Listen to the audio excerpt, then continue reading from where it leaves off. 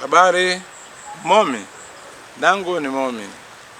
Leo katika kitabu cha Moto wa Chinaliro nawaletea habari za bundi ambaye Wamakonde wanamuita Namahihi au Namuku.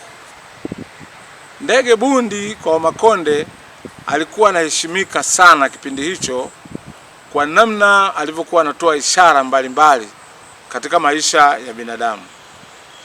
Bundi alikuwa akitua jirani na nyumba ya mtu akilia, basi mlio wake unatafsiriwa na Wamakonde kwamba kuna taarifa ya kifo au taarifa ya tukio baya katika familia ile au kwa ndugu wa karibu wa mwenye nyumba ambako bundi amelia.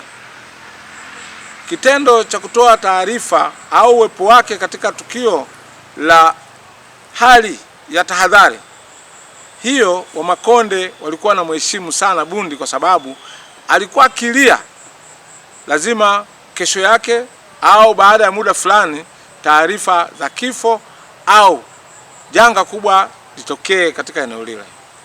Sasa Wamakonde wanatufundisha kuheshimu ishara za aina yoyote zinazotokea katika jamii zetu kwa ajili ya kujiandaa na majanga, kukabiliana nayo, au kujiandaa kutibu wagonjwa, au kujiandaa kuepuka vifo visivyo na sababu, au kujiandaa katika hali ya aina yoyote ya hatari.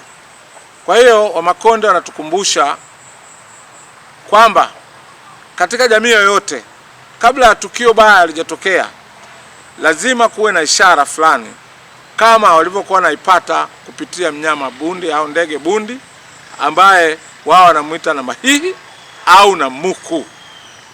Asante, kwaheri.